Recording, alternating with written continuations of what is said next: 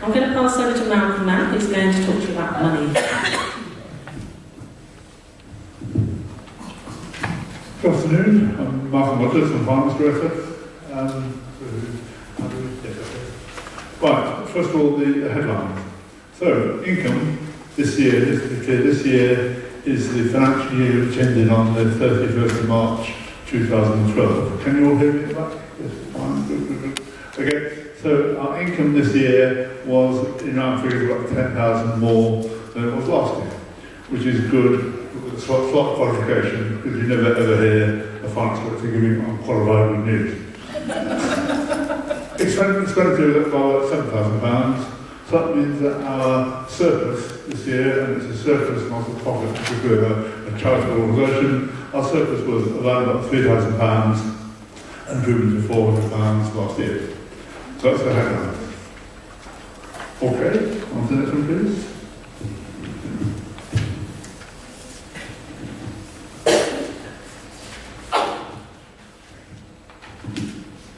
Right, so moving on to income. Voluntary income, it's a donation, it's a membership, it's money which comes into us because people think there's helpful. And that is slightly down on last year. The main reason for that is actually donations were up by £500, but we have a category called GIK, which stands for Gifts in Kind. And last year we had a gift in kind of £1,600, which was local hotels providing rooms and facilities for some Olympic events and preparation for Olympic events, which didn't happen this year. So that's the main reason for that slight reduction in voluntary income.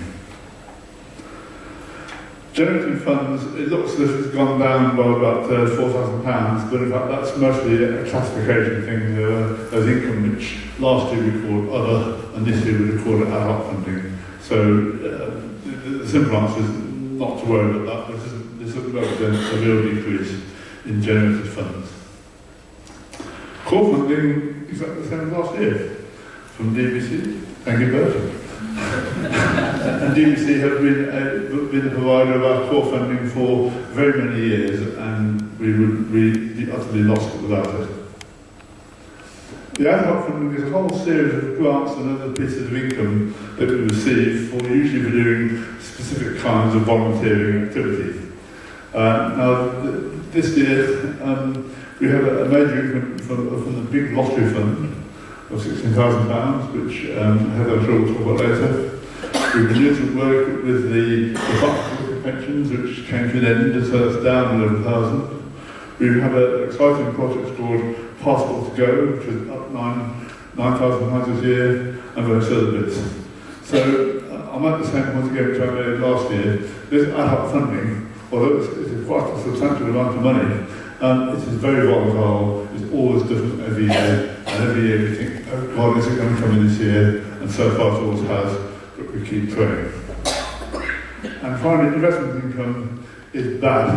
All I can say really, it's not quite as bad as it was last year. And we have some money now with the Scottish Widows, which has helped us a little bit. So that's our total income, overall about £10,000 up. But as I said, the qualification is that the big lottery fund money is restricted income, and that's a techie, charitable, for financial phrase, meaning you have to be very careful to spend it precisely on what it is that's been given for. We can't split it down and have other bits of volunteering and decor, and so that creates some restrictions on how good that money is. Okay, that's all on income. Moving over to the next. Expenditure. Obviously, the main one here is charitable activities, that is promoting and doing volunteering in decorum. That was up by about £7,000. That is mostly the main course of this salaries. Now, it's not because, I blush to tell you, that's not because we were giving all our staff great big pay increases, because we ain't. It's mainly because we've had extra staff or we've had staff doing extra hours. In fact, our salary policy follows very closely the policy of the Borough Council. Okay, generating funds, that's sort of money we have to invest for fundraising activities, and that was virtually the same as last year. The slight increase again is due to the salary element. And governance, that is things that includes the audit. It's the cost of running the trustees and other statutory things that we have to do. So really, expenditure of about £7,000 overall.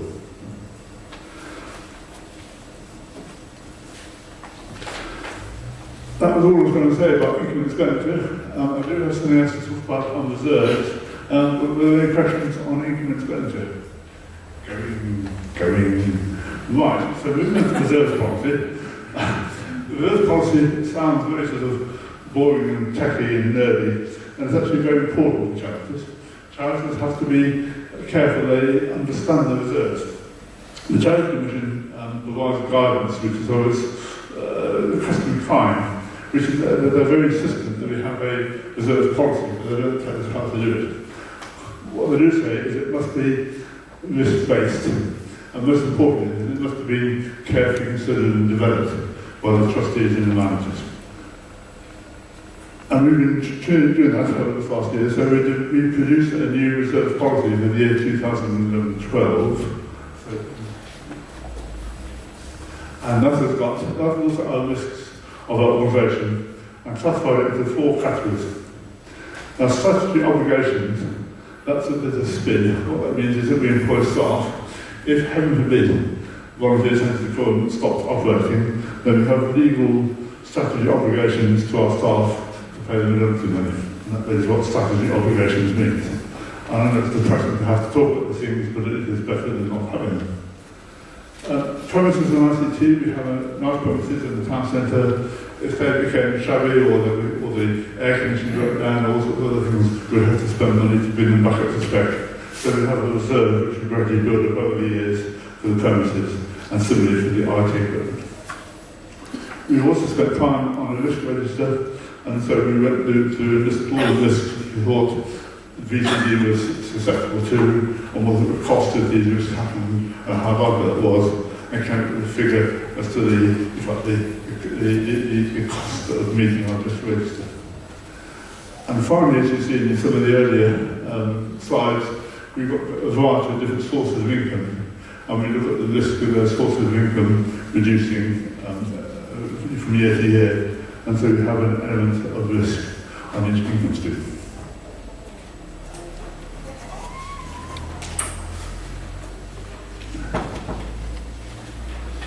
So,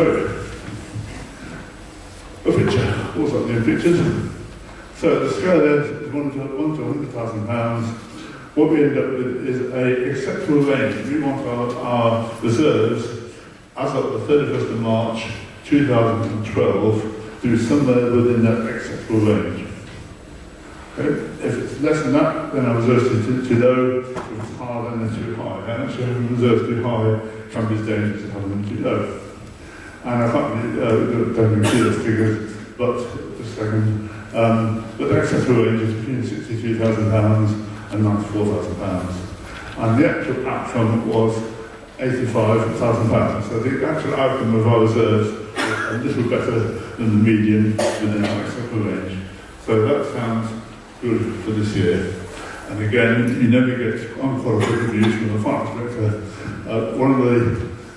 One of the aspects of our reserve policy is that the acceptable range gets a bit higher every year. So we have to keep on pedaling fast just to stand still. But this year, we have an outcome which is acceptable and on the right side of the median. Okay? And next slide. Next slide says, any questions? So are there any questions, please, on either the income expenditure or on your seminar on charitable reserves policies?